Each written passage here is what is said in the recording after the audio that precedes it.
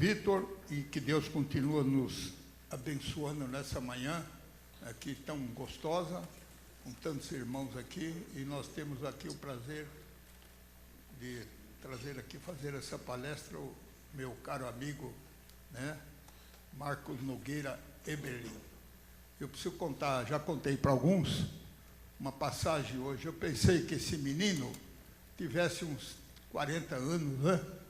E eu vejo uma notícia no jornal, não sei se vocês leram, uma professora brasileira que mora nos Estados Unidos, no Texas, lá no Texas, está acabando os estudos, conseguindo criar uma caneta para detectar o câncer. Acho que está nos estudos finais, né? Já está nos estudos finais. E eu, quando eu vejo o sobrenome Eberlin, eu falei, olha, eu conheço um Eberlin, acho que só tem um aqui, né? Um moço tem uma filha, né? Então, eu vou lá, liguei para ele, Marcos, você vem de sábado? Não, sábado eu estou aí e tal. Olha, eu vi no jornal, no Estado, eu vi aí uma professora brasileira com o nome Eberlin, e contei a história para ele da caneta, para a coisa. Ele falou, olha, por coincidência, é minha filha. E ela tem 3 ou 4? 3 netas. 3 netas. Eu falei, não é possível, gente com 40 anos já tem uma filha. Ela é professora da Universidade do Texas. E fez uma palestra no AC Camargo, né? Ela está de férias aqui, vai embora amanhã, né? Vai embora amanhã, volta lá para o Texas. Esse menino aqui que nós trouxemos aqui, hoje eu precisei perguntar a idade dele, né? Porque eu tenho 89, ele tem 40, mas descobri que ele tem só 60, tá? E é um amigão nosso. Faz favor, Marcos, viu? Autor aí de vários livros, eu não vou começar a falar para ele aqui, senão eu vou chorar um pouco. Faz favor. Bom dia a todos. É sempre um privilégio estar aqui, né? Depois que me mudei para São Paulo, virando um pouco paulistano, adotei aqui a IP Pinheiros como a minha segunda casa, né? Então eu estou quase que na minha casa, na minha igreja, hein? O Arival quer me jogar não tem batistério aqui, né? Acho que vai me aspergir assim, né? Acho que é isso. E já até me deu a ficha de membro. E eu venho muito aqui, minha esposa gosta muito, as crianças, ela vem também às vezes para ver esqueci o nome dele agora, meu Deus. Pastor...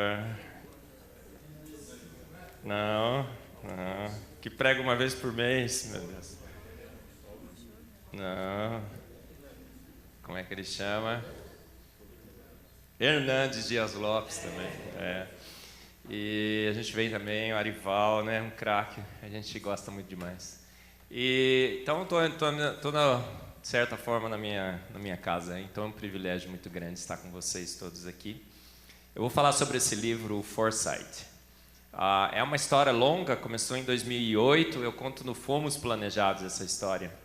Quando a Veja pôs super interessante, pôs na sua capa uma reportagem, Darwin, o homem que matou Deus. Então eu estava na Unicamp, tinha um grupo de pesquisa razoável lá também, a Lívia é formada comigo, os 6 primeiros meses ela fez lá no meu laboratório.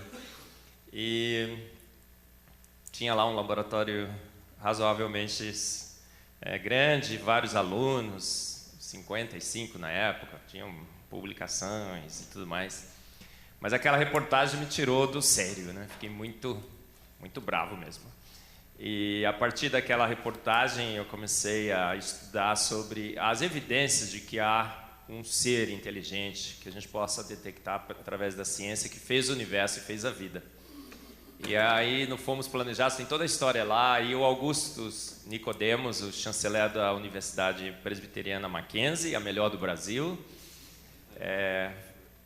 me chamou para os simpósios Darwinismo Hoje. Aí eu estreiei lá, tem no YouTube, se você quiser assistir a primeira palestra, né? Aí lá eu tinha uma carinha de 18, viu, Rafael? E nós fomos através dos simpósios de darwinismo hoje, anunciando o design inteligente pelo Brasil. Criamos a Sociedade Brasileira do Design Inteligente. Hoje nós temos 2.534 membros. Eu entrei hoje de manhã para ver. 2.534 membros. Nós vamos fazer 18 e 19 de outubro agora o segundo Congresso Brasileiro do Design Inteligente. Vai ser no Rio de Janeiro, no Windsor Barra, bem na Barra da Tijuca, magnífico. Então põe aí na sua agenda.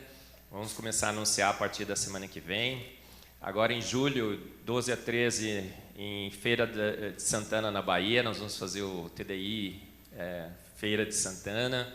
Em novembro, nós vamos fazer o TDI Natal, na Universidade Federal do Rio Grande do Norte.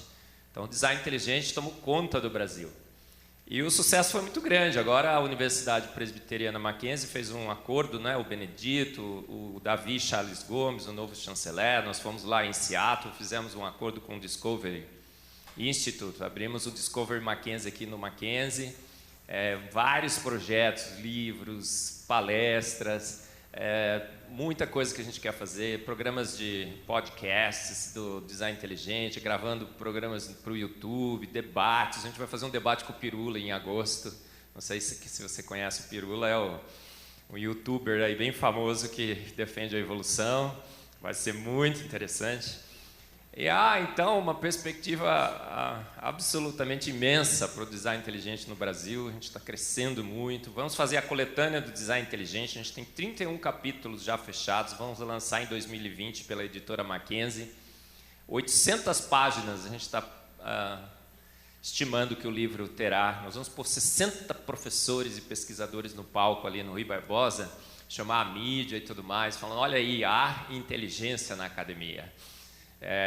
Nem todos estão iludidos, não é, César? E é um projeto magnífico. Eu acho que a última coisa bem interessante que aconteceu foi esse livro, porque eu fui dar uma palestra no Canadá sobre o design inteligente brasileiro, contei a nossa história. O Brasil hoje talvez seja o país em que o design inteligente mais cresce no mundo, em termos de percentuais, né? Cresce. E aí eu contei toda a história, tudo isso que eu falei para vocês, tem no livro também, e o pessoal ficou assim, impressionado mesmo. E me convidou a escrever um livro. Eu escrevi esse livro, Foresight. Acabei de chegar dos Estados Unidos, fiquei lançando lá o livro em várias cidades. Foi um sucesso incrível, porque eu conto sobre o livro, conto sobre o design inteligente no Brasil. O pessoal realmente bastante empolgado com o crescimento do design inteligente no Brasil. Aí eles estão fazendo uma propaganda muito grande do livro lá e tudo mais. Então, olha só, né? É o Brasil, é a Universidade Presbiteriana Mackenzie exportando o design inteligente para os Estados Unidos. Bacana, né? Então, a ele toda a glória. Mas foi muito 10. E interessantíssimo também, porque o livro está na Amazon, tem alguns... Se você comprar lá, faz um comentário também. Acabou de ser lançado, faz pouco tempo. E aí, quando a gente foi olhar, tá vendo ali, ó? Eu fui olhar na Amazon, quando ele foi lançado, estava lá, número 1, lançamento número 1, em que categoria? Evolução. Não poderia ter melhor categoria para ele ser número 1, viu? Número 1. E eles flutua, né? Porque todo dia eles fazem a estatística, mas ele está ali entre 5 mil e 15 mil, entre os mais vendidos, os best-sellers. São milhões de livros na Amazon. Então, o pessoal está extremamente contente com o livro, está vendendo um monte e tal. A gente agora vai traduzir para o português, já começou a tradução. Um cara bem legal que está traduzindo. Nossa, o cara é show, fantástico mesmo, muito bom tradutor. Quem está traduzindo, Rafael?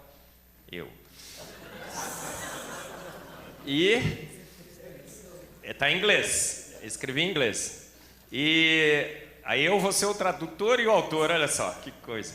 A gente também tem uma pesquisadora que, bom, vamos em público falar, em Benedito disse que vai contratar, então ele não vai poder escapar, né, certo? Estamos aumentando o quadro do Discovery Mackenzie. Ela a pessoa não vou falar o nome, tá bom, Benedito? Ela é colombiana, então ela vai traduzir os livros todos do Discovery para o espanhol. O primeiro vai ser o Foresight. Então nós vamos ter livros em inglês, português e espanhol. Olha só que incrível. Então, o impacto, né, que isso tem feito tem sido incrível. A gente jamais imaginaria, né, quando começamos ali com o simpósio do darwinismo hoje, ninguém conhecia o design inteligente. A evolução é mais lei do que a lei da gravidade, a academia é um consenso, não é? Mas o design inteligente cresce muito. E a Universidade Presbiteriana Mackenzie é pioneira no mundo, veja só, de novo, né? Primeiro time de basquete, primeiro gol de futebol, primeira reitora mulher, primeira aula de educação física para meninas, e o primeiro núcleo que defende o debate entre o design inteligente e a evolução no mundo é da Universidade Presbiteriana Mackenzie, no Brasil. Olha só. Incrível, né? E a vitória está próxima, a gente sabe disso. Tem congressos, teve em 2016 um congresso na Royal Society of Chemistry, 350 evolucionistas, todos admitindo, né, que a evolução não tinha mais jeito. Aí tentando colocar Lamarck, outras teorias, eu discuto no Foresight sobre isso. Teve um congresso recente agora em Cambridge, Evolution Evolves, né? A evolução da evolução. Não deu certo, foi um fiasco, porque eles sabem que não tem mais jeito de segurar. O Michael Behe lançou um novo livro, Darwin Devolves, que nós compramos o direito. Vou contar essa história rapidinho. Eu tenho um monte de horas, você nem fez aquela sua introduçãozinha bem longa, então você me deu mais tempo, foi isso, né, Rafael? O Darwin Devolves é um grande sucesso nos Estados Unidos, porque o Michael Behe é o homem, né? É o cara. E aí a gente assim que eu soube do livro, falei com o rapaz que representa o livro aqui, é da Harper One, né? Falei assim, olha, a gente quer traduzir pelo Mackenzie, pela editora Mackenzie. Ele falou assim, Marco, já tem uma proposta de uma grande editora brasileira, você não vai ganhar. A proposta deles é muito boa. Eu falei, cara, não precisamos, é nosso. A gente já traduziu o Caixa Preta, quero traduzir o Darwin Devolves. Aí ele disse assim, escreve aí as razões por que você acha que a editora Mackenzie é melhor que a outra. E põe aí, né? Aí eu escrevi 10 razões. Assim, primeira razão, porque a Universidade Presbiteriana Mackenzie é a primeira que lançou o design inteligente no Brasil e tudo mais. E a primeira que traduziu o Caixa Preta. E aí, essa é uma tradição, um pioneirismo que a gente quer manter. Segundo, o cara que vai traduzir é um cara fantástico, magnífico, sensacional, sabe tudo de bioquímica e de design inteligente. Né?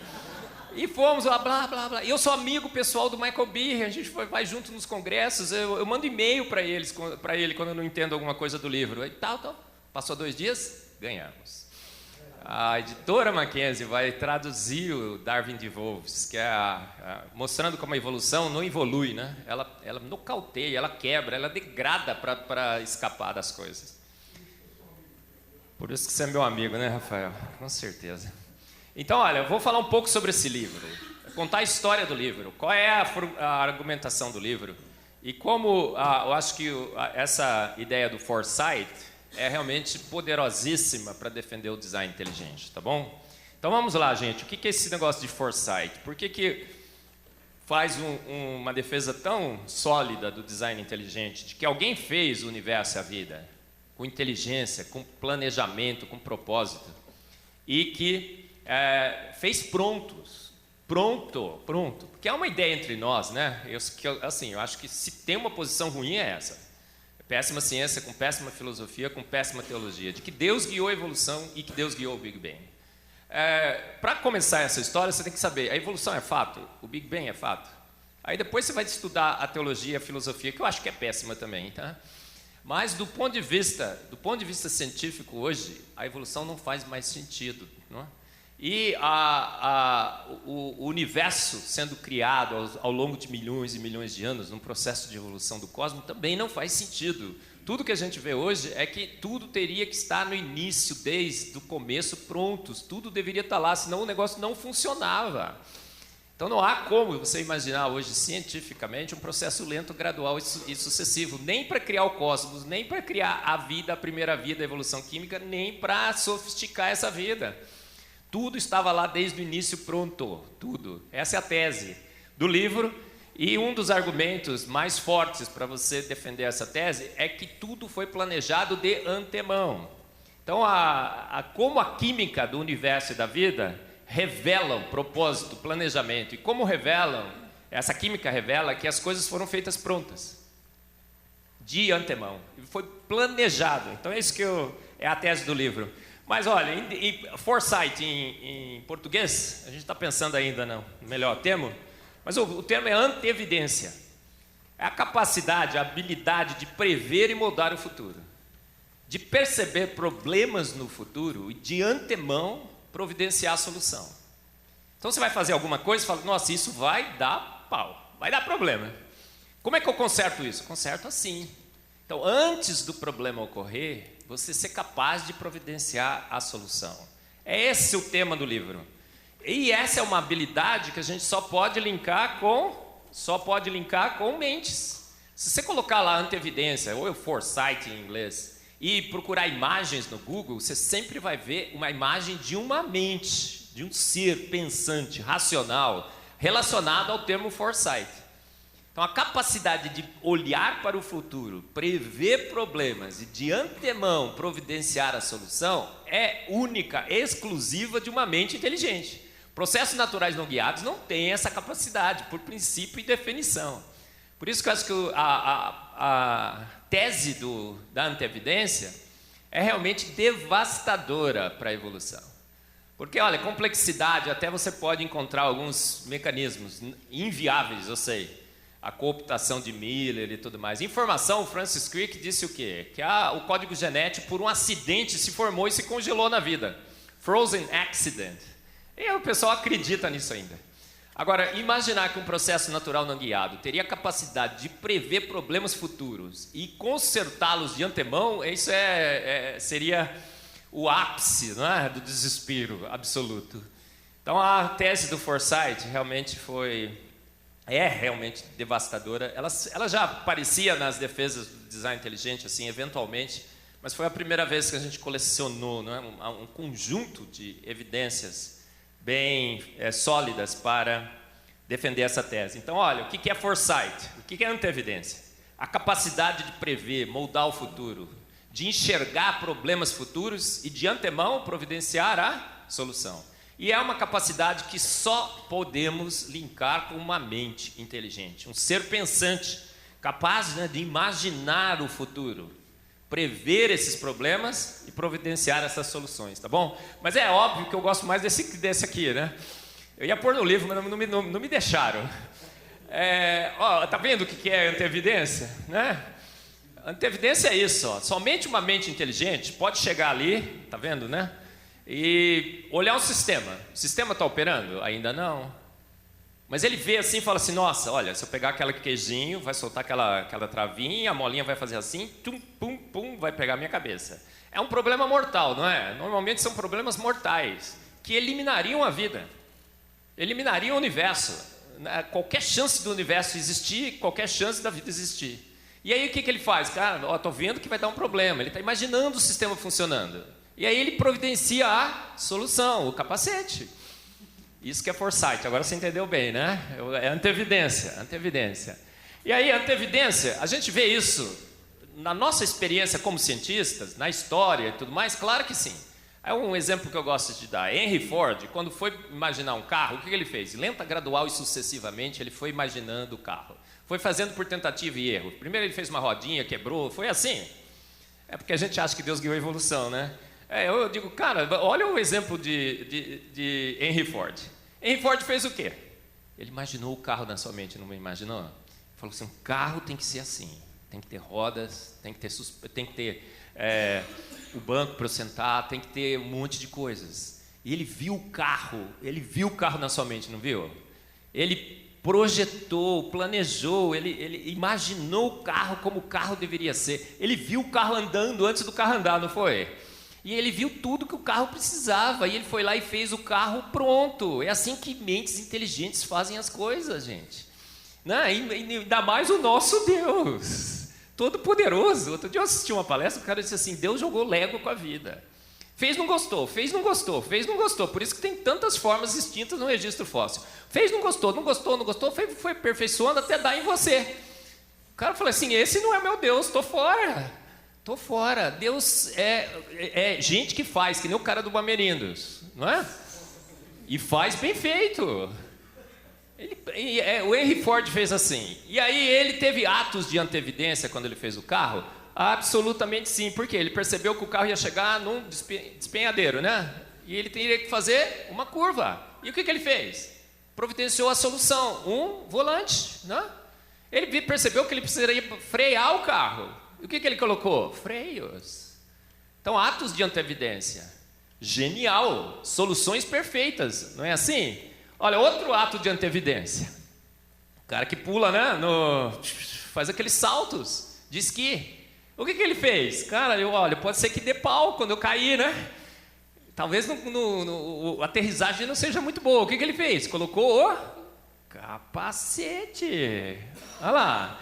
E aí ele falou assim, nossa, eu vou ter que deslizar. Colocou o quê? As pranchas, né? O esqui.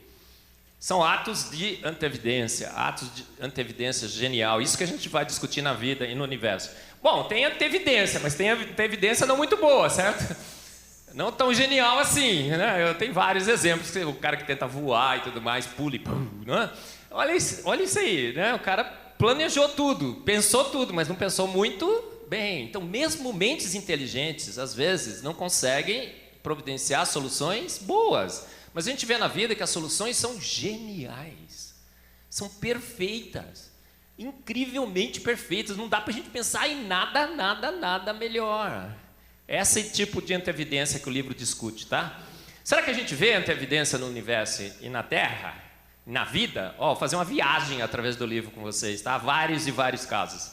Olha, quando eu mandei o livro, tinha quase 400 páginas, vários e vários casos. Aí o pessoal começou a cortar. Falei, cara, está cortando muito. Ele falou assim, Marcos, tem tanto exemplo, que a gente vai pegar só os melhores. E a gente quer que seja um livro, assim, direto. Falei, cara, no final ficou ótimo. Mas olha, além de todos esses exemplos, a gente tem um monte de outros. O livro resume os melhores. Melhores dos melhores, tá bom? Olha, se você vai procurar aí, o que acontece? Você vai ver o modelo de formação do universo, o que acontece? Quem é que fez as coisas no modelo naturalista? Foi o são nada. Né? Porque diz que há milhões e milhões de anos não existia nada. Não existia tempo, não existia espaço, não existia matéria, não existia energia. Então existia o quê? Nada. Você consegue pensar nesse nada? Pensa nesse nada.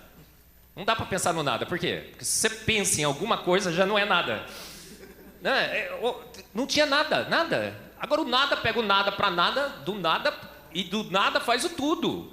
Agora o nada não tem capacidade de antever, tem? De prever, de mudar o futuro? Não. A gente deveria ver alguma coisa sem antevidência, formada nesse universo. Então, olha, quando a gente olha no universo, o que a gente vê? No universo e na Terra, olha, problema zero. Vou falar vários problemas e várias soluções. Se você quer ter um universo e você quer ter vida nesse universo, o que você tem que fazer primeiro? Criar um universo. Que tipo de universo foi criado? Será que a solução foi boa? Será que o nosso universo é bom para acomodar a vida? O que a gente vê nesse universo? Eu discuto isso no livro, vou falar rapidamente, porque são vários pontos. Olha, primeiro, o que o universo existe? Esse universo existe de que forma? Imenso. São 2 trilhões de galáxias, em cada galáxia, 100 bilhões de estrelas. E assim, extremamente diversificado, tem vários tipos de estrelas, galáxias, não tem? O universo é gelado, então a gente precisa de fontes de energia, calor. O que então foi criado? Estrela. Estrela o quê? Para aquecer, não é?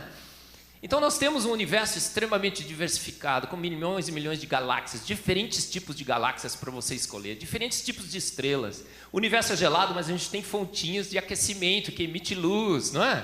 No infravermelho, no ultravioleta, no colorido. Então talvez então a ideia desse universo imenso era para que tivéssemos várias opções, tá bom? Então a solução número 1 foi criar o universo como a gente vê. Tudo bem, o universo está lá. Agora nós temos um problema número 2. Aonde colocar a vida? Em qual dessas galáxias? 2 trilhões de galáxias só no universo visível. Diz que o universo que a gente não vê é 400 vezes maior.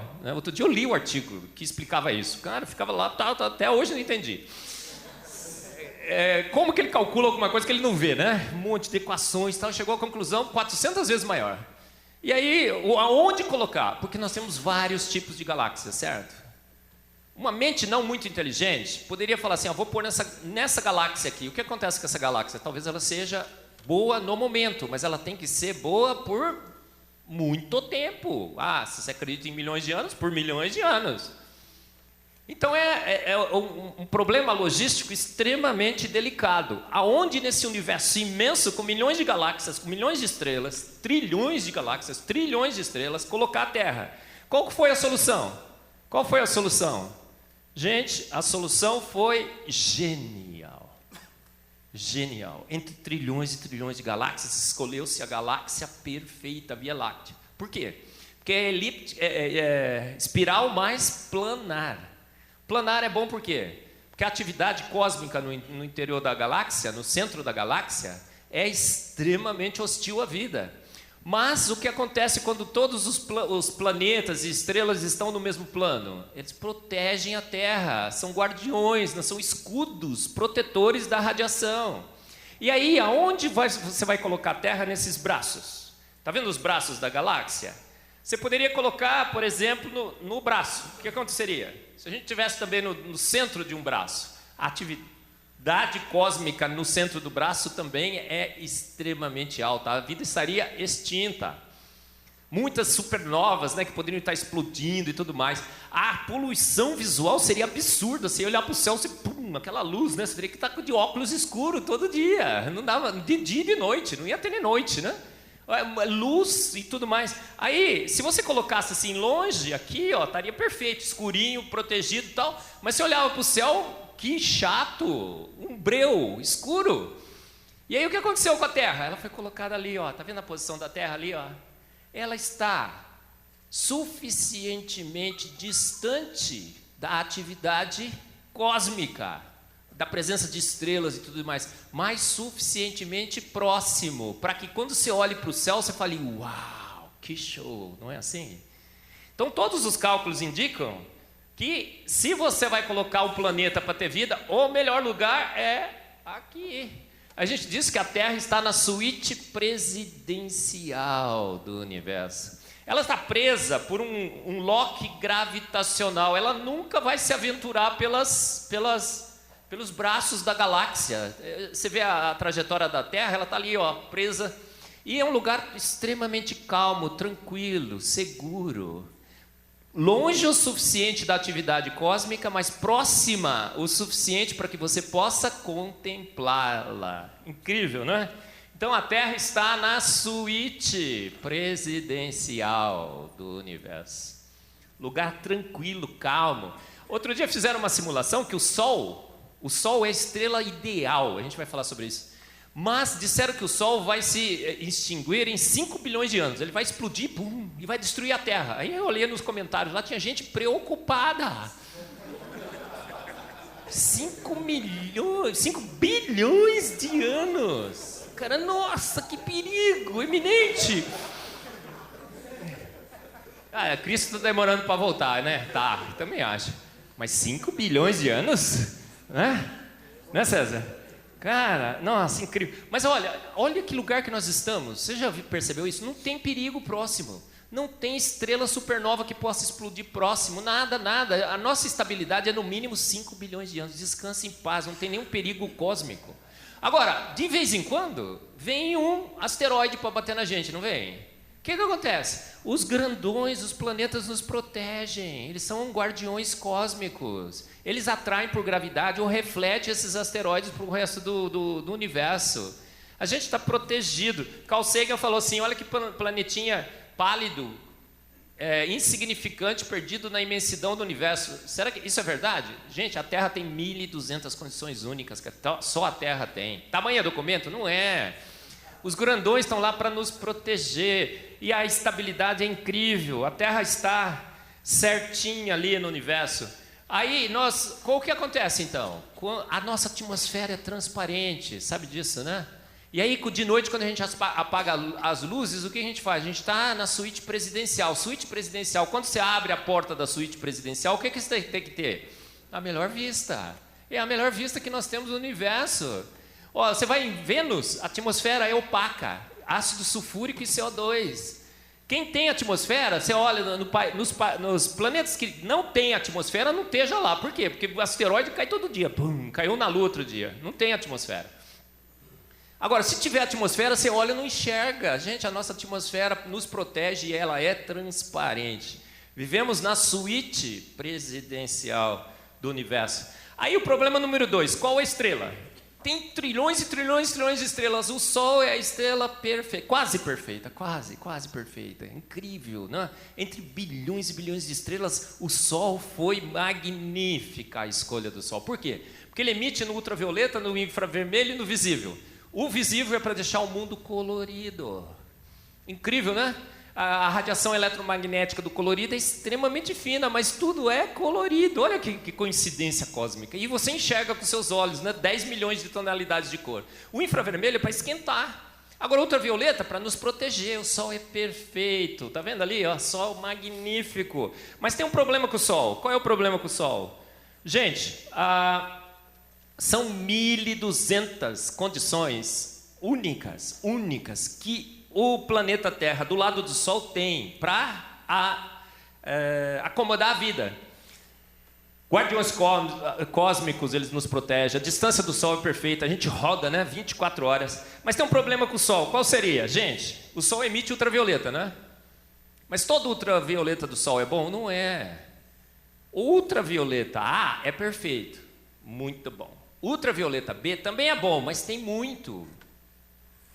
90% em excesso, é excesso, 10% estava bom. E ultravioleta C é do mal, se chegasse na Terra, acabaria com a Terra. Então qual foi a solução? O Sol é perfeito, tá aquecendo bonitinho, a melhor estrela, estável e tudo mais, mas o ultravioleta não está bom. Tem parte boa e parte ruim. Eu digo no livro que é um paradoxo anjo, diabo, né? Satanás, anjo. Porque tem parte do mal, parte do bem. Como é que a solução foi providenciada? Eu digo assim, né, que esse Forsyther, ele não gosta de soluções muito óbvias e muito triviais, porque você podia falar assim, escolhe outra estrela. Mas o que ele fez? Ele resolveu de uma forma diferente. Ele adicionou à nossa atmosfera nitrogênio e oxigênio. E essa atmosfera de nitrogênio e oxigênio faz o quê? Filtra a radiação ultravioleta. A parte que é do mal é eliminada, a parte que é do bem passa. Vou explicar para vocês em termos de química. Olha só, dá uma olhada. Quem sabe química aqui? Levanta a mão. Quem sabe um pouquinho de química? Quem não sabe nada de química é completamente ignorante. Então tá bom, vou me basear por vocês, tá bom? Mas olha só, ultravioleta C é ruim, não é? Olha o que o ultravioleta... tem o ultravioleta E, que também é uma parcela, que também é ruim, o nitrogênio barra. O ultravioleta C, o que acontece? O oxigênio absorve totalmente. Mas quando ele absorve esse ultravioleta C, olha o que acontece. Ele decompõe o oxigênio atômico. O oxigênio atômico reage com O2, forma o quê? Ozônio. A camada de ozônio, você fala assim, será que ela estava lá desde o começo do... Não, a camada de ozônio é produzida pela radiação UVC. É o UVC que bate na nossa atmosfera, perfeitamente balanceada, nitrogênio e oxigênio 3 para 1, e forma a camada de ozônio. Aí esse ozônio serve para quê? Agora esse ozônio faz o quê? Ele filtra o UVB. Lembra que eu falei que estava em excesso? Ele filtra 90% do UVB, exatamente a quantidade necessária que ele precisaria filtrar. E passa um pouco, porque o UVB pouco é bom também. 90% é barrado, 10% passa magnificamente bem. Mas é só isso? Não. Quando o ozônio absorve o UVB, acontece o que com o ozônio? Ele se decompõe em oxigênio atômico mais oxigênio molecular. Então o ciclo roda o tempo todo bonitinho, realimentado. E o UVA? O que acontece com o UVA, que é do bem? Passa todo. É um show magnífico de química e física. Quem sabe, né, contemplar bem as reações, o equilíbrio que é realimentado e tudo mais, olha isso aí e fala, uau, que show de química e física. E aonde acontece isso? Se o ozônio fosse formado aqui embaixo, o que aconteceria? Nós morreríamos todos, porque o ozônio é oxidante, é letal à vida. É lá em Simão, né? 30 mil quilômetros, 3 mil, esqueci agora, 3 mil quilômetros. Não, qual é a altura da camada de ozônio? Esqueci, mas depois você verifica aí na internet. Hã? Bem alta, bem altão, bem lá no alto, gente. Não, é incrível, tudo bonitinho, aquela camadinha perfeita. Não é um show de química? Então, olha, qual era o problema? O V não estava bom, não estava bem regulado. O que ele fez? Colocou filtros na nossa atmosfera. E esse filtro é realimentado. A gente fala, está destruindo a camada de ozônio e tal. Já pensou? Se não fosse realimentado? A gente é meio bobinho, né? Ele destrói as coisas, mas o cara fez um buffer para nos proteger da nossa idiotice. Não foi? Por isso que eu acho que o aquecimento global, o pessoal, cara, é buffer também, né? É para nos proteger das nossas idiotices. Está aniquilado. E aí tem um problema novo, problema número 785, porque eu disse que foram 1.200 problemas que foram solucionados, mais ou menos. Qual é o problema? Nitrogênio e oxigênio está magnífico. Nitrogênio para nossas proteínas, oxigênio para a energia, está protegendo da radiação ultravioleta e tudo mais, mas tem um problema, por quê? Essa atmosfera tem que ser estável, certo? O nitrogênio não pode reagir com o oxigênio, senão acaba com a atmosfera. Mas um pouquinho tem que reagir, porque você tem que ter nitrato, nitrito, depois para nutriente dos micro-organismos do solo, para que eles produzam amônia, e essa amônia eventualmente se transforma em você, nas suas proteínas nitrogenadas. Qual foi a solução? Uma atmosfera estável, mas que tem que reagir um pouquinho. Como é que você faz isso do ponto de vista químico? Uma atmosfera estável, mas que tem que reagir um pouquinho. Não dá, né? Do ponto de vista químico, não dá. Ou reage um pouquinho, ou é estável, né? E qual foi a solução? Raios. Aí você fica achando, raio serve para quê? Você fala, raios que o parta, né? Se você tivesse que planejar uma terra com vida, você não ia pôr raio, ia? Porque de vez em quando cai na cabeça de um infeliz, não cai? Porque o cara não obedece à mãe, não joga no futebol na chuva, meu filho. Ele vai jogar, queima. Agora, o que acontece com o raio, gente? O raio é a solução. Por quê? A energia de ativação da reação de nitrogênio e oxigênio é altíssima. O raio provê essa energia. E é a energia certinha para você atomizar nitrogênio e oxigênio para que eles possam reagir. Então, da próxima vez que cair um raio, você fala, Senhor, graças te dou pelo raio. Porque o raio agora está providenciando a energia suficiente para que a energia de ativação entre nitrogênio e oxigênio possa ser atingida. E agora o nitrogênio e o oxigênio estão sendo atomizados, estão formando nitrito, nitrato, que agora estão sendo absorvidos pelos micro-organismos no solo como nutrientes, formando amônia. E essa amônia eventualmente dará em mim, nas minhas proteínas nitrogenadas. Amém. Guardou a oração, irmão? Não? Caramba. Gente, gases escapam, não escapam, Rafael? E escapa facinho, não escapa? De vez em quando? Zero, emissão zero. Eu falei para os meus filhos que os gases comigo não escapam. Eu não libero. Eles que escapam, né, por livre-arbítrio. Livre-arbítrio. Gases têm livre-arbítrio, tá bom? Só os gases. E aí o que acontece? Gases escapam facinho. Gente, a atmosfera estava magnífica. Mas é gás que poderia se escapar para o universo. Qual foi a solução? Calibrar a força gravitacional do planeta Terra certinho, porque se a gravidade fosse maior, o que acontecia com o nosso gás? Virava líquido. Se fosse menor, o gás escapava para o planeta, para o universo. A gravidade do planeta Terra é certinha para prender a nossa atmosfera gasosa. Você já pensou nisso? Você vive num planeta com uma atmosfera gasosa que não escapa para o universo. Por quê? Porque a gravidade é certinha. Se a gravidade fosse maior, você acordava de manhã, você tinha que se arrastando para o banheiro.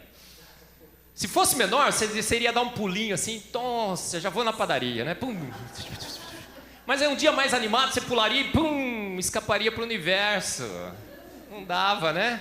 Então a gravidade é certinha, a gente levanta numa boa, dá pulos de alegria e tudo mais, mas os pulos são controlados. Agora, o pior é que essa gravidade atrai o gás e comprime para que esse gás tenha uma densidade correta. Por que é correta? Quando vem um asteroide para bater no planeta Terra, quando escapa de todo mundo, esse asteroide vai entrar na nossa atmosfera, o que acontece? Ele é destruído por fricção. E destruído aonde? Lá em Simão, né? Nos quilômetros e quilômetros, que a gente não está lembrando. Não é aqui, né? Porque se fosse destruindo assim, queimasse aqui, o que acontecia? Queimava todo mundo, mas lá em cima a gente nem vê, né? Vê a estrela cadente, não é? E aí, a densidade também é certinha para quê? Para que pássaros voem. A gente não, né? Mas agora a gente está voando também, tem umas máquinas, dá para voar com ela. Não é incrível? A solução não foi perfeita? Não foi genial? Genial, genial. A solução é genial. E resolveu vários problemas, não um só. Camada de ozônio, os pássaros voam, nos protegem contra os asteroides, a proporção de 3:1 é exata. Tem nitrogênio e oxigênio, mas se você começar a respirar, acaba o nitrogênio e o oxigênio, certo? O oxigênio, fica só nitrogênio. Aí você morre asfixiado. Aí tem um ciclo de nitrogênio e tem um ciclo de oxigênio para repor o nitrogênio. Uma bactéria chamada Anamox, que eu também discuto no livro, ela está lá só para transformar nitrito e nitrato de volta em nitrogênio. Ela usa hidrazina pura, é um líquido explosivo dentro de uma organela para fazer isso. Anamox. É demais, é demais. Incrível, não é? Mas é só isso? Não. Aí o Sol, de repente, tem explosões, emite o vento solar. Falou, opa, qual é a solução? Vamos tirar a estabilidade do Sol? Mas é um problema de engenharia, né? Você vai assim, eu vou diminuir um pouco o nervosismo do Sol. Mas aí o que você faz? Você estraga todo o resto, certo? Porque tá magnífico o Sol, tá bonitão assim, ninguém mexe, né? Ele chegou e falou assim, ninguém mexe no Sol, tá perfeito, gente. Mas tem ainda 2 problemas, senhor. Eu falei, deixa que eu dou conta. Solução é comigo. E aí o que ele fez? Um campo magnético protetor no planeta Terra, desvia o vento solar. Agora, esse campo magnético é formado por quê? Tem várias teorias, né? A mais aceita é assim, é uma liga de ferro e níquel no interior do nosso planeta. Uma das teorias. Ninguém sabe, porque ninguém nunca foi no centro do planeta, né? A não ser o Viagem ao Centro da Terra, né? Você vai assim nessa liga, aumenta a pressão e a temperatura, ela fica sólida. Aumenta a pressão e a temperatura, ela fica líquida. Se aumenta ainda mais a pressão e a temperatura, ela fica sólida de novo. Não pode. Isso não existe uma liga assim. Existe, ferro e níquel. E aí você tem aparentemente, né, você tem um bloco, uma esfera de ferro e níquel sólida girando livremente lubrificada por ferro e níquel líquido, criando o campo magnético da Terra. É incrível, não é? Uma solução fantástica. E aí, é o que eu chamo de foresight for fun. Eu não consegui ainda traduzir muito bem para o português isso. Mas tem coisas que parece que ele colocou lá só por fun, divertimento, só para mostrar a sua glória. E qual é? Quando esse vento solar agora passa nos polos, sabe o que acontece? Ele ioniza o nitrogênio e o oxigênio, o mesmo nitrogênio e oxigênio que nos protege dos asteroides, que nos dá as proteínas, a energia, que cria o ozônio e tudo mais. O que agora que esse nitrogênio e oxigênio faz? Eles são ionizados. Os elétrons passam para orbitais de maior energia. Quando caem, emitem luz. É um jogo de fotoquímica. Quem sabe química, né? Um pouquinho. E quem não sabe nada também. Você excita os elétrons. E os elétrons caem, emite luz no visível. O maior show de pirotecnia desse universo. Nos polos, a aurora boreal. Porque não é aqui também, né? O pessoal lá daquele frio danado tinha que ter alguma vantagem. Trópicos, a gente se tivesse aurora boreal também no Brasil, né? Que é isso? Demais, demais. E aí, você precisa de um planeta pertinho de uma estrela perfeita, o Sol, com todas essas condições, mas esse planeta não pode ficar parado. Se parar, o que acontece? Torra de um lado, congela do outro. Aí o que ele falou? Vou usar aquela mesma solução do frango do domingo, que fica rodando, né? A gente copiou, tá? O que acontece? O planeta tem que rodar 24 horas, mas ele precisa de um pêndulo estabilizador da rotação. Qual é o pêndulo? A Lua. Você sabia que a Lua é essencial para as 24 horas de rotação do planeta Terra? E que 24 horas é ideal? Porque você ora, né? Senhor, que meu dia tenha 48 horas. Não ore, irmão. Se Deus atender, a vida está extinta. 48 é assim, esquenta, esfria para dar 19 graus. Se a Terra girasse mais lenta ou mais rápido, não teria vida nesse planeta. 19 graus é a temperatura certa para que a água seja líquida, sólida, gasosa, tudo muito bem controlado nessa rotação. E a Lua está bonitinha lá, né? Eu sempre brinco, né? O Gru roubou a Lua, segundo o malvado favorito. Gente, não pode roubar a Lua, porque se roubar a Lua, a Terra fica assim, sai rodando que nem um peão maluco. E aí a Lua inclina o planeta em 23,5 graus. Essa inclinação é essencial, porque agora a gente tem primavera, verão, outono e inverno. Todo o planeta se torna habitável com essa inclinação. Se ele não fosse inclinado assim, só no Equador, assim, talvez tivesse condição de ter vida, sabia? E aí a Lua cria as marés, as correntes marítimas, movimenta a água. Ah, outra coisa, a superfície do planeta Terra, se fosse sólida, todinha sólida, o que aconteceria? Temperatura seria muito alta de manhã, durante o dia, muito baixa durante a noite, seria como um deserto. Qual foi a solução? Água. Aí ela cobre quanto? 2/3 do planeta. Perfeito, porque tem que ter parte sólida também, né? Senão a gente teria que ser peixe. Tudo peixe, né? E aí, o que acontece? 2/3, mas a quantidade de água e o quanto ela cobre a nossa superfície, hoje os cálculos são feitos, diz que é ideal para que mantenha a temperatura, a variação de temperatura na Terra durante o dia e a noite quase que constante. Né? Varia pouquinho, né? Tem dia que você vai dormir e tá 35 graus, você acorda e tá 40, né? Varia muito pouco, incrível, não é incrível? A Lua. E aí, Foresight for Fun de novo. Por quê? Porque a Lua é 400 vezes menor que o Sol, mas ela é 400 vezes mais próxima. Então, quando ela entra na frente do Sol, o que acontece? Ela cobre o Sol 100%. Eclipses solares perfeitas. Para que serve eclipse solar perfeito? Até hoje ninguém descobriu. Para nada. Ah, o Einstein confirmou a teoria dele. Tudo bem. É acidente, eu diria. Mas para que serve? Para demonstrar a sua glória. O cara que fala assim, tá vendo? Depois de tudo isso que eu fiz, todas essas soluções que eu consegui, ainda eu tive tempo de me divertir. Criei uma eclipse solar perfeita. As pessoas veem a eclipse solar perfeita, né? Nos Estados Unidos teve uma recente, meu amigo estava lá, falou que tinha gente que se ajoelhava e falou assim, quão grande é o meu Deus. Um show, né? Porque ele é exibido e exagerado, lembra, né, Rafael? É a minha tese. E aí, ele cria água.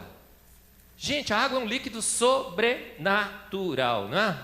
Essa aguinha aqui. Aí você bebe, você faz assim. Nossa, sem gosto. Nossa, insípida, inodora e incolor. Já viu o professor de química falando isso? Aí você fala assim, nossa, que líquido, né, sem graça. Qualquer, mero líquido. Insípido, inodoro e incolor. Gente, isso é verdade? Mentira.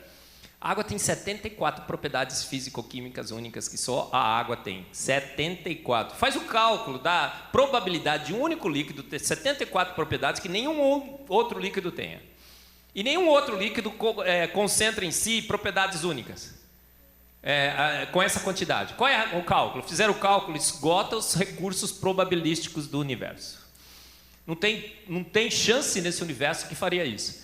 Qual é a chance de um planeta ter 1.200 condições únicas que só a Terra tem para ter a vida no planeta Terra? É zero. Zero. É zero vezes zero. Não é só zero. É zero vezes zero vezes zero vezes zero vezes zero vezes zero.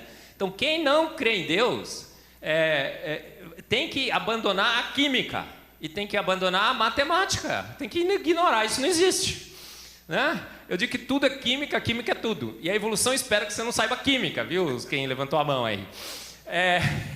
E espero que você não saiba matemática também. Ou então, pelo menos, ignore. 1.200 condições únicas para a Terra. 74 condições únicas para a água. A água é insípida, inodora e incolor? Não. O que acontece com ela? Ela é um tampão térmico. Ela tem um alto calor específico. Significa o quê? Que ela consegue controlar a temperatura da Terra. Durante o dia ela absorve o calor, à noite ela libera. Então ela não deixa a gente esquentar muito durante o dia e à noite ela nos esquenta.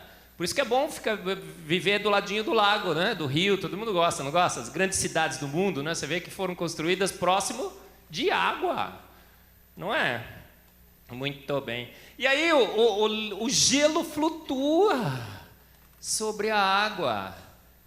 Qual foi o problema aqui, né? Problema 1002. Sólidos afundam. Mas o gelo deve flutuar. Gente, como que você vai resolver esse problema? Problema de física, insolúvel, porque a gente sabe que sólidos são mais densos do que líquidos, não sabe?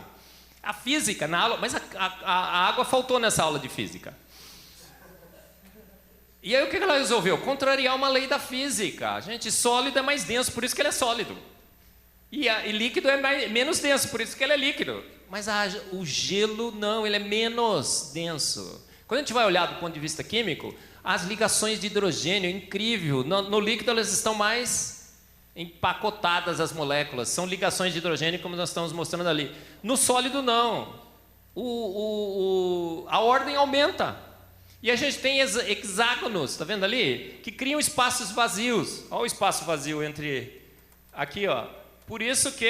Aqui está ocupado, aqui não tem. Por isso que o sólido expande, fica menos denso. Incrível, um jogo de ligações de hidrogênio. Se você já estudou a estrutura da água. A água é a única que forma 2 ligações de hidrogênio em média por molécula. Ela tem 2 pares de elétrons e 2 hidrogênios polarizados. É o casamento perfeito entre 2 com 2. Incrível. Aí o gelo flutua. Por que ele flutua? Nos países frios, qual era o problema? Os peixes vão ser extintos, não vão? Mas nos países frios, quando a temperatura do lago cai, chega a 4 graus Celsius, a água vai para o fundo, com oxigênio, oxigenada. E aí, cria-se um gelo aqui, ó, uma capa protetora. E o gelo é um isolante térmico. Olha só. E aquela capa protetora agora isola, vira uma garrafa térmica. E aí pode a temperatura cair para menos 10, menos 20, menos 30, menos 50, fica lá bonitão, não congela tudo. Se congelasse tudo, o que aconteceria? A vida estava extinta no planeta Terra. Não era só o peixe, não, todo mundo morria. Porque os oceanos congelariam tudo, né? Seria um desastre. Mas aí, o que acontece? O peixinho fica lá numa boa, respirando o oxigênio.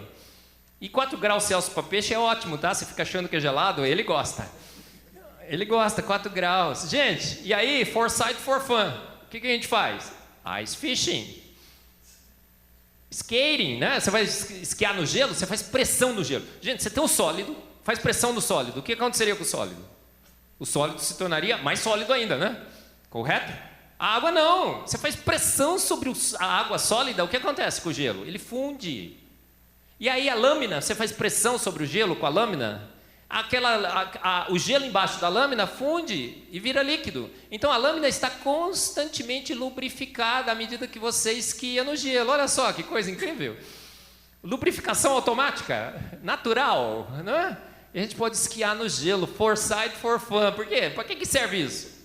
Fun, diversão. Aí tem mais for sight, for fun, o gelo, a neve. Aí foram tirar foto dos cristais de neve, tem uma coleção com 5.000 diferentes fotos, todas são diferentes. Nenhuma foto de gelo, de cristal de gelo até hoje bateu com outra. Dizem que a probabilidade é que não exista nenhuma igual. Um dia talvez achem, né? Vamos ver.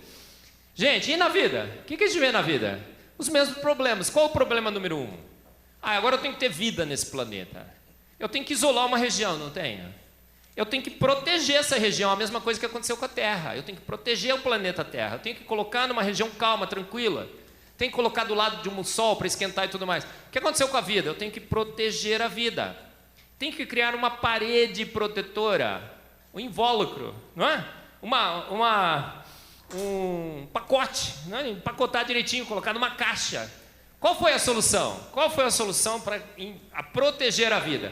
A solução errada. Você abre os livros da Nature, da Science, vive aparecendo artigos falando assim, olha, talvez a membrana primordial da célula foi feita por essas moléculas aqui, ácidos graxos, uma coisa bem rudimentar, primordial, que formariam micelas. E dentro dessa micela talvez a vida teria surgido. Gente, isso aí é verdade? Mentira. Se você colocar a célula dentro de uma micela, o que vai acontecer? Morre. Por quê? Porque o ambiente é apolar. Você tem que ter água fora e água dentro. É um problema de química extremamente difícil. Como é que você protege com uma estrutura química que você vai ter agora um ambiente polar fora e dentro da célula? Você tem que ter água fora e tem que ter água no interior da célula. Micelas não funcionam. Qual foi a solução? Uma solução genial. Um coquetel de moléculas que são conhecidas como fosfolipídios. O que acontece com essas moléculas? Está vendo ali? Elas têm uma cabeça polar e caudas apolares. E é uma coleção incrível de moléculas, são centenas de lipídios que estão nas nossas membranas celulares. E a composição desses lipídios tem que variar em função do pH e da temperatura.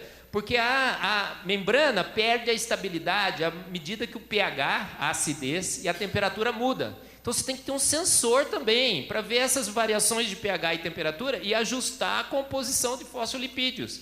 A densidade e a fluidez dessa membrana precisa ser ajustada também. Sabe como é que ele resolveu o problema? Colocando ligações duplas carbono-carbono, tá entendendo? O pessoal da química aí. Ligação dupla carbono-carbono. E as ligações são todas cis, não são trans. Então, se você já estudou um pouquinho de química, sabe que as ligações trans são as mais estáveis, mas as ligações dos fosfolipídios são cis. Fala, cara, não pode ser. Um processo natural não guiado formaria o mais estável, mas os cis são menos estáveis. Agora, por que é cis? Porque o cis faz um clique, dobra as perninhas. E quanto mais duplas ligações você coloca no fosfolipídios, menos empacotados esses fosfolipídios estão, menos fluida, menos sólida, vamos dizer assim, mais líquida fica a sua membrana. Então, isso é um controle de fluidez, de densidade da membrana. Incrível, um show. É um show de química.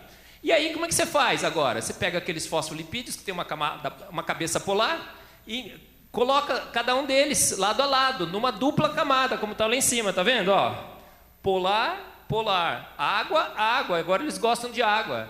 No interior, você coloca o quê? Apolar. Bonitão, né? Aí a água, a membrana funciona como uma barreira apolar entre as duas fases aquosas. Mas só assim não funciona. Por quê? Porque essa parte aqui ainda está exposta à água e está exposta à água. Como é que você protege agora todo esse seu arranjo da exposição à água? Formando uma estrutura esférica. O fosfolipídio não tem saída, ele tem que formar uma esfera. Uma circunferência, né? Uma bola. Né?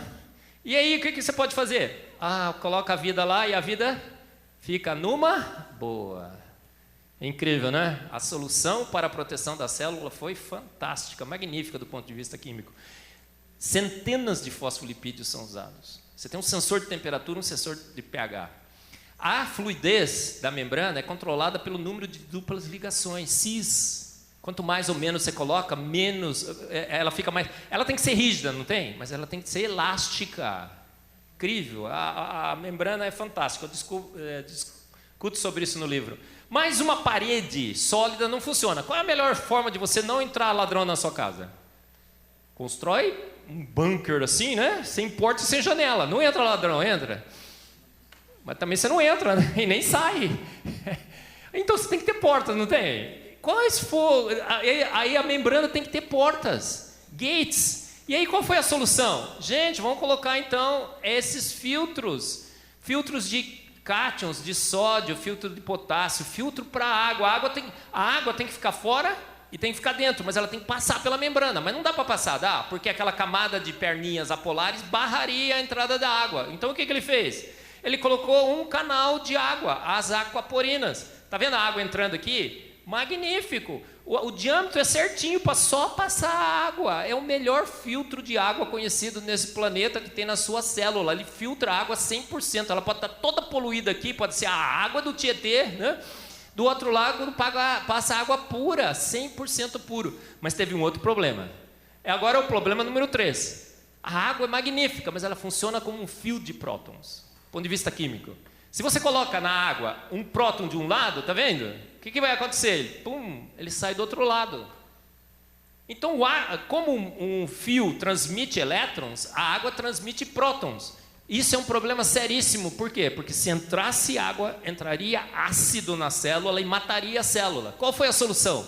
Os químicos e bioquímicos ficaram pensando nisso por séculos, até que descobriram esse filtro, a aquaporina. E perceberam nesse filtro uma solução genial para o problema dos fios de prótons. Vou explicar, você vai tentar entender. Bem aonde passa a água aqui, tá vendo? Foram colocados 2 aminoácidos, asparagina. E esses 2 aminoácidos se ligam com a água como se fosse um garfinho, assim, ó. E quando a água passa, ela está alinhada aqui no plano, esses garfinhos fazem o quê? Fazem assim, ó, clique. Giram a água em 90 graus, clique. Clique, fica fazendo assim. Está escutando esse barulhinho dos seus filtros? Porque eles estão funcionando na sua célula agora. Está fazendo assim, ó, clique, clique, clique, clique. Está clicando a água a 90 graus. Quando clica a água a 90 graus, você quebra as ligações de hidrogênio, quebra o fio, corta o fio. É como um alicate molecular, cortando a água bem na passagem. Uma solução genial. O cara, quando descobriu isso, né, foram publicados pelo mundo, o pessoal olhava assim e falava, cara, que coisa fantástica. Foi tão fantástico que esse sujeito ganhou o prêmio Nobel em 2003 de Química. Por quê? Porque descobriu as aquaporinas. Agora vem uma pergunta que eu quero fazer para você. Se deram o prêmio Nobel a quem descobriu a aquaporina, que prêmio você daria a quem fez o negócio?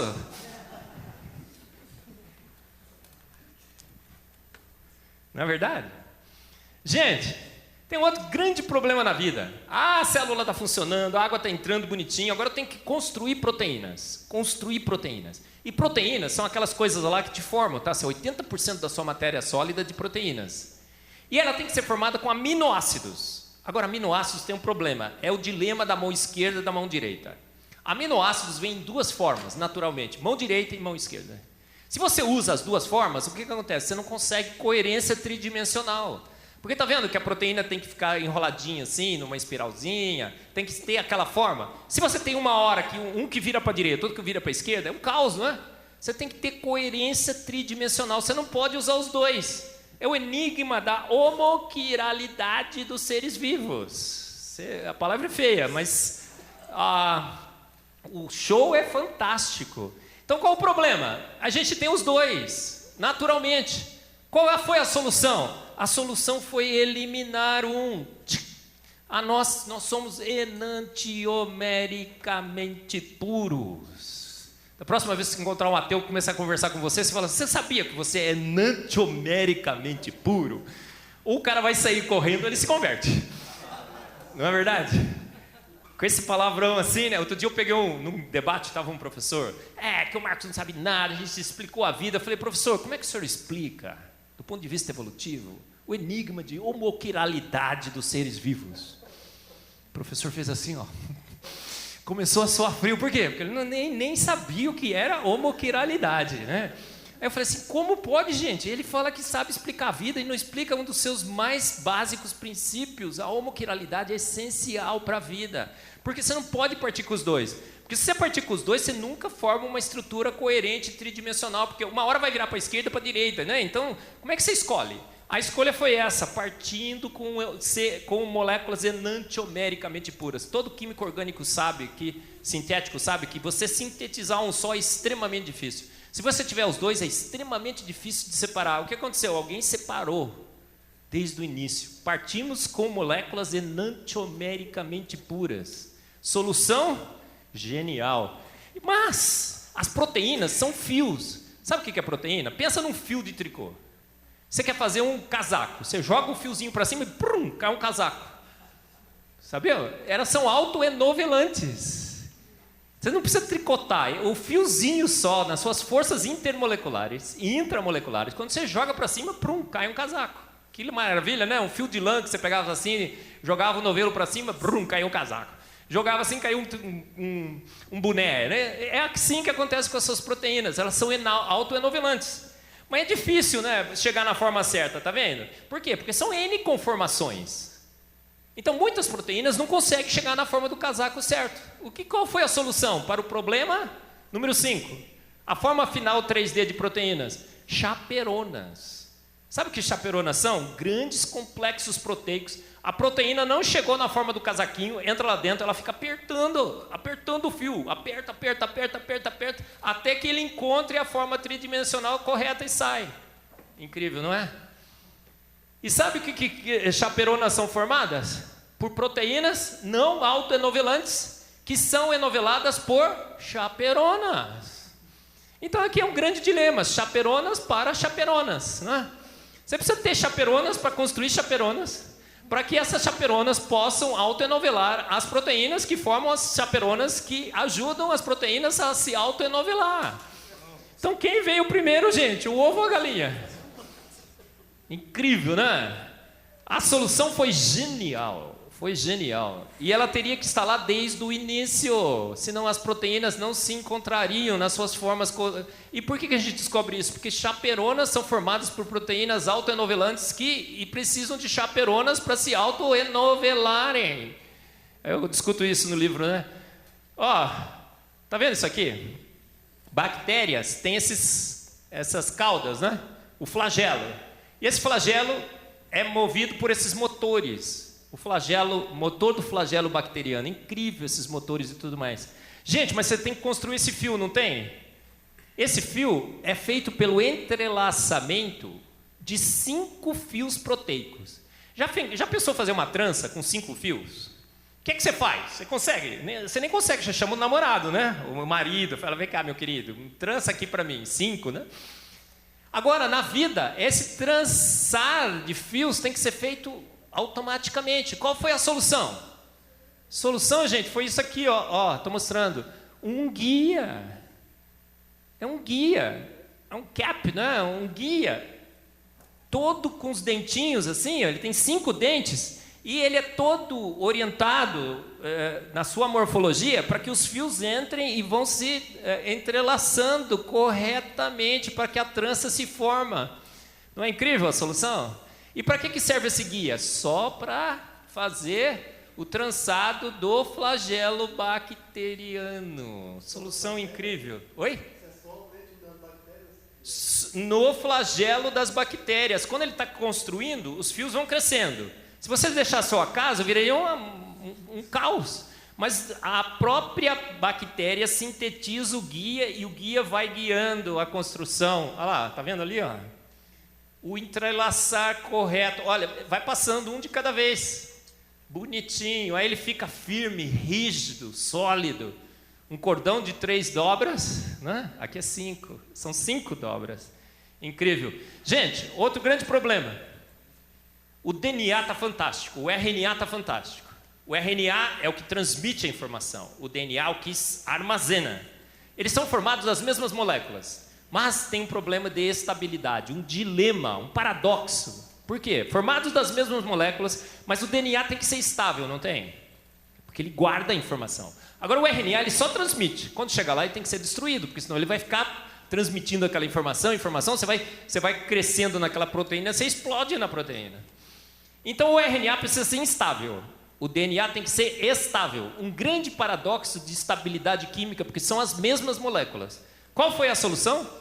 A solução foi trocar para o RNA usar a ribose, para o DNA usar a desoxirribose.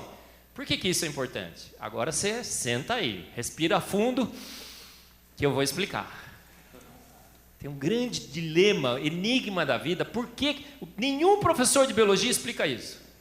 Ele fala assim, olha, o DNA usa desoxirribose. O RNA usa ribose. E ele fica torcendo para que ninguém pergunte por quê. Porque se perguntar, ele vai ter que explicar, não é? Por que isso acontece? Dá uma olhada. No DNA, aquela hidroxila foi removida, tem um H no lugar. No RNA tem a hidroxila. Por quê? Porque ele tem que ser estável, não tem? Em meio básico, o que acontece? A base vem, tira um próton. Uma reação ácido-base. Forma um ânion alcóxido. Esse ânion alcóxido agora, no estado de transição de 6 membros, numa reação de substituição nucleofílica SN2 intramolecular, ataca no estado de transição favorecido, 6 membros, o fio de fosfato e rompe e quebra a estabilidade da molécula. Entendeu, irmão? Você entendeu? Diga amém. Não entendeu? Vou explicar de novo. Não adianta. Gente, do ponto de vista químico, o cara sabe a química orgânica sintética. Ele sabe que um estado de transição de 6 membros é mais favorecido. Ele conhece a acidez, ácido-base. E qual foi a solução para eliminar essa reação para o DNA? Ele bloqueou. Não, ele falou assim, é fácil. No DNA, corta fora, tirou. A hidroxila não está lá, a reação não vai ocorrer. É um show de química. Problema número 10.585. Porque se a planeta Terra teve 1.200, a vida teve muito mais problemas que precisaram ser resolvidos de antemão. Problemas mortais. Porque se a solução não estivesse lá, quando o problema ocorresse, a vida estaria extinta. Não é uma coisa que dá para esperar milhões e milhões de anos para aparecer. A gente tem que estar lá para a solução quando o problema ocorrer pela primeira vez. Qual foi o problema 10.585? Lavaram o intestino de comida ruim. O cara sabia que a gente ia ser bobinho o suficiente, meio estúpido, né? De experimentar tudo que é tipo de comida. Vai lá no Mercadão, come pastel, não sei o quê e tudo. E qual o problema? Aquela comida ruim precisaria ser eliminada. Qual foi a solução? Diarreia. Gente, diarreia é uma benção. Lavagem a jato, faz assim, ó. Isso aqui é alívio, que alívio. Estou aliviado, não é? Também tá, beleza. Gente, a solução foi a diarreia. Diarreia é fantástico, né? Uma lavagem. Gente, já pensou? Pensa. O problema é detectado. Aumenta a quantidade absurda de água, né? É um jato. Pronto, lavou. Mas toda a solução vem acompanhada por 2 problemas, segundo a lei de Murphy, não é?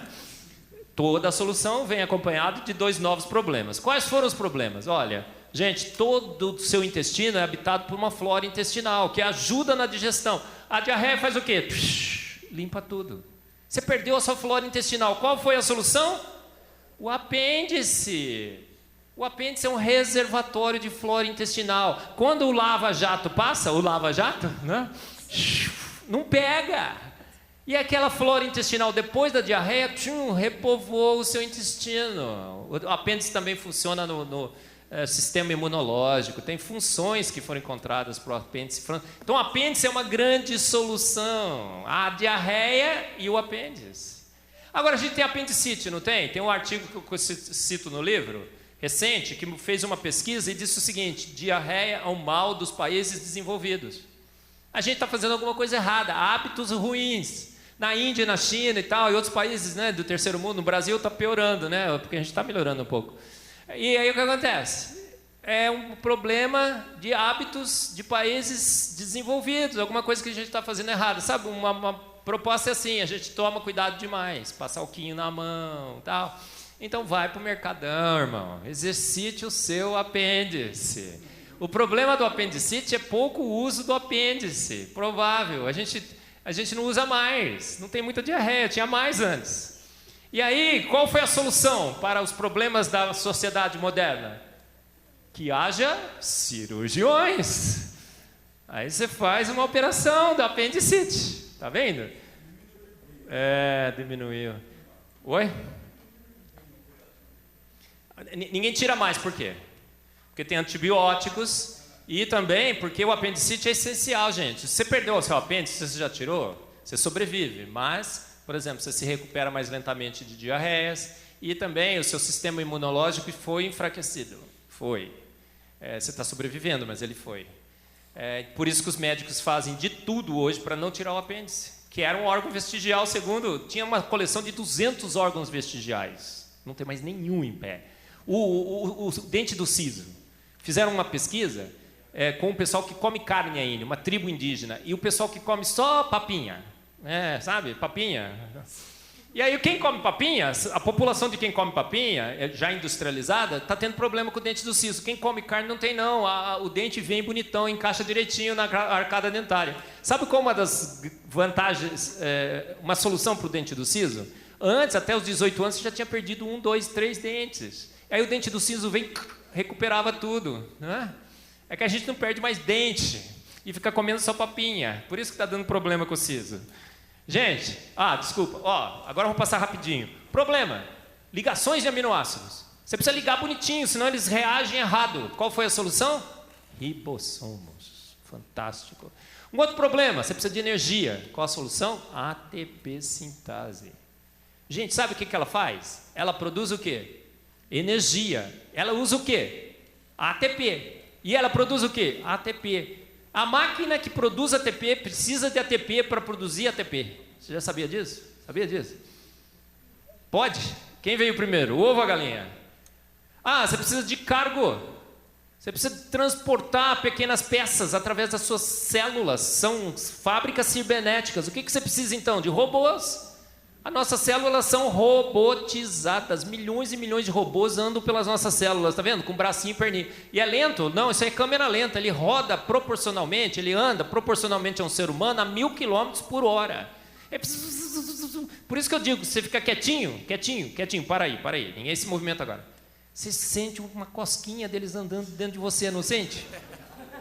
Tá sentindo aí, irmão? Quietinho. Então, está sentindo? Falta de fé. Tem fé suficiente para sentir a cosquinha. Gente, saltos sincronizados. Esse bichinho, pequenininho. Como é que você faz um bichinho pequenininho pular? Você não pode errar, porque se ele pular torto, o bicho pega, não pega? Como é que você faz saltos sincronizados com um bichinho pequenininho? Engrenagens. Esse bicho tem engrenagens. Eu discuto no livro, tem uma discussão de quem criou as engrenagens. Quem foi o inventor da engrenagem? Se foram os chineses, se foram os gregos. Quem foi o inventor da engrenagem? O designer, o foresighter. Incrível. E ele usa dentes assimétricos. Sabe o que é dente assimétrico? Quem sabe engenharia sabe que dente assimétrico que dá mais tração e mais resistência aos dentes. Quando ele fica adulto, esse sistema fica quebrando muito. Sabe o que acontece? Troca a engrenagem por um outro sistema. Incrível, não é? Você precisa de 200 espermatozoides ao redor do óvulo. 200. Por quê? Porque você não pode errar, né? Você não pode chegar com pouco. Então o cálculo falou assim, 200 tá bom. Porque vai dar um problema aí, o pessoal vai usar celular no bolso, vai diminuir o número de espermatozoides e tal, sabe, né? Usar celular no bolso. Pendura mais alto. Aí ele falou assim, cara, 200 tá bom.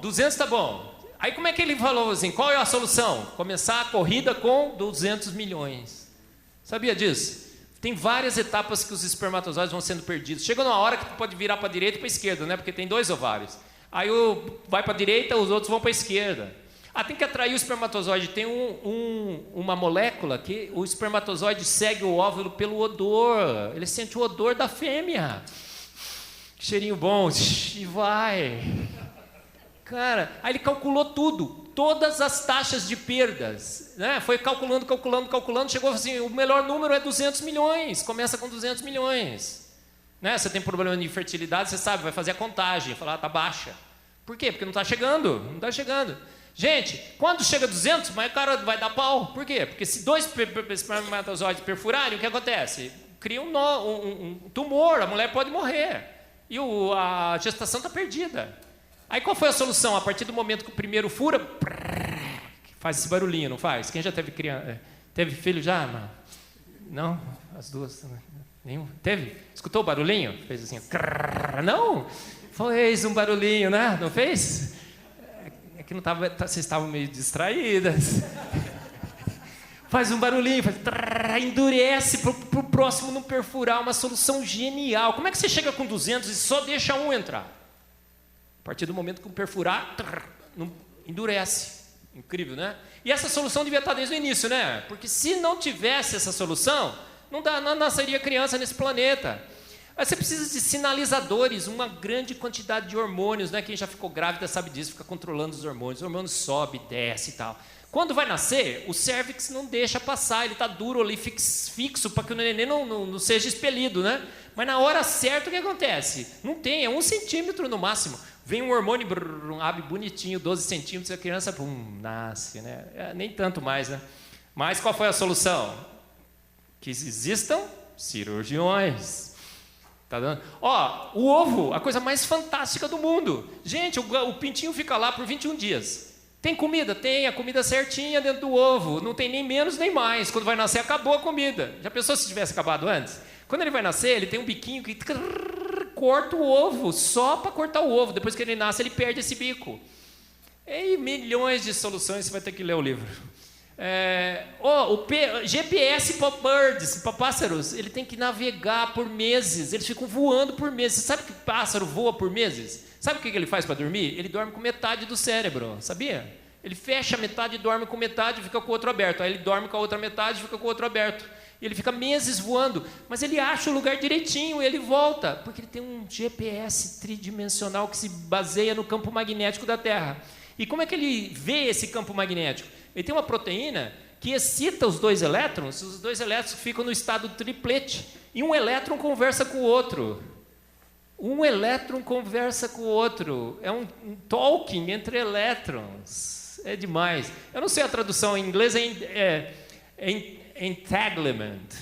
Como é que traduz isso para português? Mas essa conversa entre dois elétrons, incrível. Uma proteína faz isso no cérebro dos pássaros. Gente, plantas carnívoras. A planta precisa de mais nutriente. O que faz? Vai virar carnívora. Então, prende o bichinho. Eu digo que isso é foresight for fun. Não precisava. Mas prende bonitinho, digere e pega os nutrientes do bicho. Eu discuto isso no livro, tá? A lagosta bate e quebra o vidro. Ela tem, a gente chama de lagosta Mike Tyson. Ela quebra a parede do aquário com a força. Mas qual é a solução? Se dá uma pancada com a mão, quebra a mão, não quebra? Ela tem uma luva de boxe perfeita. A lagosta Mike Tyson. Born to sex. Essas mariposas, elas nascem, tem poucas horas para achar a fêmea, o macho. Qual foi a solução? O melhor sistema de detecção de fêmeas no planeta Terra. Dessas mariposas, aquelas anteninhas detectam uma molécula no ar a 11 quilômetros de distância. Tem uns garotos aí solteiros ainda? Já pensou se tivesse essa capacidade de detectar fêmeas a 11 quilômetros de distância? Pelo odor, assim, essas fêmeas... Gente, ela vive poucas horas e tem que achar fêmea. Se ela não tivesse esse sistema, ela estaria extinta. Por quê? Born to sex, mas morreu sem sexo. O Foresight, né? É uma continuação. A gente começou com Fomos Planejados, lançou o Foresight agora.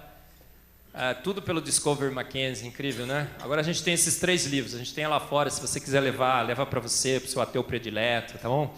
O Foresight está em inglês ainda, você treina seu inglês enquanto a gente não traduz para o português e para o espanhol, tá? O Fomos Planejados tem esse pássaro na capa, a gente chama de ID Bird. Por que ID Bird? ID, Intelligent Design. As iniciais estão lá, tá vendo? Sociedade Brasileira do Design Inteligente, www.tdibrasil.com, 2.534 membros, 35, 36, 37, 38, 39, 40, 40. Inscreva-se já, tá bom? Fantástico. Os livros do Design Inteligente, Caixa Preta de Darwin, que a gente traduziu também, O Planeta Privilegiado, o DNA, Assinatura na Célula, o Mito do DNA Lixo, A Dúvida de Darwin, Explosão Cambriana, Undeniable, como todo mundo sabe que existe um Deus. A Zombie Science, a ciência dos mortos-vivos, que são as evidências que a evolução usa. Tem o The Wonders of Waters, essas 74 propriedades físicas únicas. A Darwin Devolves, esse novo livro do Michael Behe, uma solução fantástica de livros. E o melhor? Acaba de sair. Mas tem muito, muito mais que eu discuto nesse livro. Mas, para aquele muito mais, você tem que comprar o livro, tá bom? Essa é a minha família. Tem 2 gerações, viu, Rafael? Aquela G1, essa aqui é a G2. E o que eu queria terminar? Há ou não há evidências de que um grande ser fez todas as coisas? Que ele fez todas as coisas prontas, com soluções geniais, fantásticas, com a capacidade de moldar o futuro.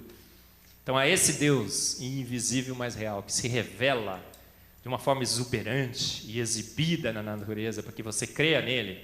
Seja então o nosso louvor, seja a nossa adoração, não é? Seja o nosso culto agradável a esse grande Deus que fez todas as coisas, planejou um planeta perfeito, nos colocou na suíte presidencial do universo, nos fez a sua imagem e semelhança. Porque quando ele falou assim, olha, façamos o homem a nossa imagem e semelhança, ele falou assim, façamos o homem segundo a nossa espécie, do jeitinho que a gente é. Olha só, que privilégio, não é? Então, a esse Deus invisível, mas real, seja nosso louvor, a nossa adoração, ao Deus onipotente, onipresente, onisciente, ontem, hoje e sempre. Amém. Muito obrigado, irmãos.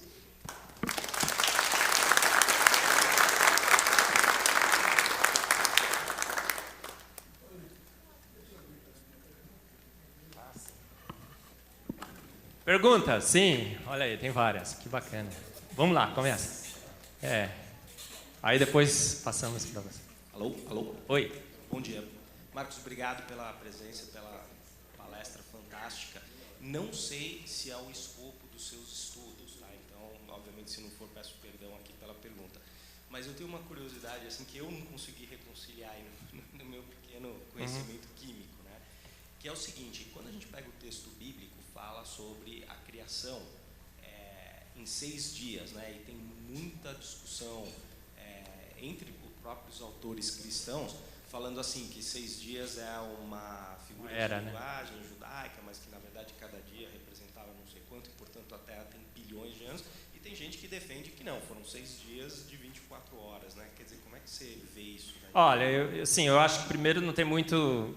A relevância não é muito alta. Acho que primeiro a gente tem que saber se foi um ser inteligente que fez ou não. Acho que esse é o ponto principal. Mas depois que a gente resolver essa questão, vamos sentar e discutir a idade, eu acho que isso ali é legal.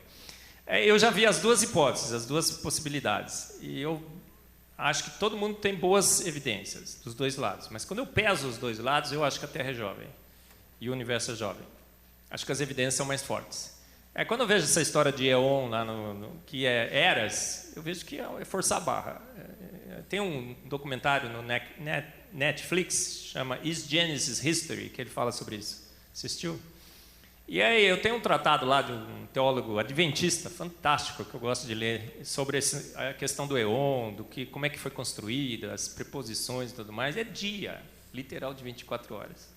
Então é um compromisso que a gente fez com os milhões de anos, tentando adaptar aquilo para eras. Aí o cara fala assim, para Deus um dia é 1000 anos, para Deus. E aquele texto está falando sobre a longevidade de Deus, que Deus é longânimo. Está falando então o cara pega aquele texto fora do contexto e fala, olha, tá vendo? Para Deus. A possibilidade de que sejam milhões e milhões de anos não faz sentido. Por exemplo, cria as plantas, depois cria as abelhas milhões e milhões de anos depois, não pode, as coisas são interligadas. Como é que a planta ficou sem luz, sabe? Não faz sentido. Nem na própria narrativa, a narrativa não faz sentido, né? Milhões e milhões de anos no escuro, não pode, morria. A abelha tinha que estar junto com a planta, né? Para polinização, né? E a planta precisaria da abelha, sabe? Tudo estava desde o início pronto. Então eu acho que ele fez assim: haja luz e houve luz, haja vida e houve vida, e haja planeta, houve planeta. E ele fez em 6 dias porque ele quis estabelecer um período de 6 dias, porque ele poderia ter feito tudo pelo poder da sua palavra, haja tudo e houve tudo. Então essa história de que ele inspirou milhões e milhões de anos e tudo mais é uma tentativa de casar duas teorias. Aí eu digo o seguinte: você vai emprestar o seu Deus para salvar uma teoria falida? Eu não empresto o meu. Tá? O Papa diz o seguinte: o Big Bang não precisa de Deus, exige Deus. Eu falei, tá certo, porque tem tanto milagre naquela coisa lá que só Deus pode dar jeito. Agora, você vai emprestar o seu Deus para salvar? Eu não empresto o meu. Eu acho que ele não fez uma coisa lenta, gradual e sucessiva porque não faz sentido. Mentes inteligentes não agem assim. Ainda mais o meu Deus. O meu Deus fez pronto. E ele chamou pelo poder da sua palavra. Jesus chegou para Lázaro e falou: Lázaro, sai para fora. Ele não falou assim, lenta, gradual e sucessivamente, vou consertar você ao longo de milhões de anos. Mas, gente, vai ter que esperar, hein? Não é? Falou: Lázaro, sai para fora. E ele saiu. Tá? Qual o nome desse pesquisador? Você citou que é adventista? Depois eu te passo, eu não lembro o nome dele agora. É um teólogo. Tem um tratado, eu te mando o PDF e tudo, viu, João? João, né? Rodrigo, acho que é o Rodrigo, se não me engano. Não, ele já morreu, já é falecido. É um tratado magnífico, ele tem 101 evidências de que a Terra é jovem, e tem todo um tratado sobre o Eon, discutindo do ponto de vista da exegese do texto. Quando você deixa o texto falar, ele fala dia. Quando você coloca uma ideia fora para o texto, ele fala eras. Qual é o certo? Tem gente que achava que Deus criou num aí pôs também ideia. Quando você tenta colocar uma ideia pré-concebida no texto, dá até para encaixar, mas não é o certo. Você tem que deixar o texto falar, não é? Não é assim que se faz exegese? Bom, Marcos, você tocou no universo. Recentemente a revista Veja trouxe uma reportagem sobre o buraco negro. Sim. Então, no universo, existe um andar subterrâneo? Não. É o seguinte, você vê que a galáxia precisa ser estabilizada no centro. Como é que ela estabiliza? Com buraco negro. Buraco negro é uma grande solução. Agora, alguns lugares têm buracos negros. Sim, perfeito, não tem problema com isso. É mais uma solução do designer, do foresighter, né? Para estabilizar o seu universo. Agora, isso significa que existe outra dimensão? Absolutamente não. Isso é um pressuposto, uma ilusão, um delírio. Talvez exista. Existe. Alguém já foi lá? Já viu? Não tem. São teorias matemáticas que talvez indiquem. Não, existe outros mundos, sim, a gente sabe, mas não pelo buraco negro, pela palavra, né? Agora, se buracos negros realmente fossem bater com o modelo de evolução do cosmos, a gente devia ter milhões de buracos negros, porque toda supernova que explode criaria um buraco negro. E não tem, falta. Tem alguns, em alguns lugares específicos, para estabilizar algumas coisas específicas só. Marcos, obrigado aí novamente pela visita, pela palestra. Eu queria fazer a seguinte pergunta. Quando o senhor fala que a Terra seria o único planeta possível para haver vida, a gente tem um tipo de vida que a gente conhece, né? Nós só conhecemos a vida no planeta Terra. Sim. Mas sim. não existiria, por exemplo, a possibilidade de, olha, em determinado planeta poderia ter um outro tipo de vida? Não existe, Fábio. Fábio, né? Acertei isso. Por quê? Porque a gente sabe hoje que precisa de um líquido para a vida, só água. O único líquido conhecido nesse universo é água. E tudo que a gente vê de radiação e tudo diz que os elementos no universo inteiro são os mesmos, da tabela periódica. Não tem outro elemento diferente. Então você precisa de água. Por isso que a NASA, quando vai em primeiro lugar para ver se tem vida no planeta, procura água. Porque sabe que a água é essencial. O carbono é essencial. Porque é o único elemento que forma 4 ligações. A água, carbono, tudo, a vida do jeito que a gente conhece é a única possibilidade. A gente sabe disso hoje. Não teria como você construir uma vida com polímeros e tudo mais diferente do jeito que ela foi feita. Então a gente procura, por exemplo, homoquiralidade. Tem um projeto da NASA que faz assim, joga um projétil, sobe a poeira, passa uma nave para ver se tem homoquiralidade. Se só tem LD, porque sabe que homoquiralidade é essencial para a vida. Então, pode ser que existe? Pode, mas a ciência desconhece. A única possibilidade é água, carbono, da vida do jeito que... Por isso que a gente... Até os ETzinhos, a gente não vê que a gente coloca os ETzinhos com perninha, com bracinho, tudo. Por quê? Porque a gente sabe que a vida tem que ser assim, ó. Você tem que ter 2 olhos, né? Você tem que ter um nariz para respirar, tem que ter uma boca. Ninguém constrói um ET muito diferente do que gente, né? Por quê? Porque a gente sabe que a vida tem que ser assim mesmo, né? É incrível, não é? Agora, por que eu não acho que tem vida em outro? Porque ter vida no planeta Terra já é um milagre, milhões de milagres. Aí como é que eu vou esperar esse milagre ocorrer em outro lugar? Aí o cara fala assim, Deus poderia ter criado, certo? Aí eu falo assim, não, sim. Mas aí está escrito lá ainda na palavra que somos a noiva de Cristo. Se tiver outra, eu vou chegar para o senhor e falar, senhor, tá me traindo com outra, hein? Eu era só noiva, hein? Tinha outra, hein? Eu acho que não faz nem sentido teológico, tá? Eu acho que os adventistas acham que existem.